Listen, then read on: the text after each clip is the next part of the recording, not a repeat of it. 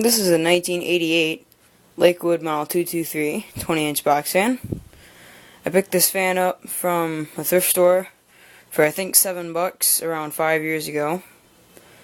Overall, it's in great shape. The front grille here is perfect. It's got some kind of blue stuff all over it I've never been able to get off. The outer paint on the fan's perfect, but on the inside, there's a lot of paint missing for some reason. There's almost no paint on that side. No paint at all on the top of the fan, and very little paint on this side, and very little paint in the bottom. I don't know why it's like that. But on the outside, the fan looks really good. See, it's still got the little feet sticker on it there.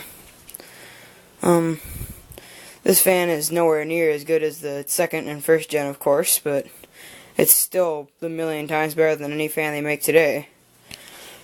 More powerful, probably not quieter, but it's more powerful and definitely will last longer, and definitely looks better too. It's just got a better looking design to it overall.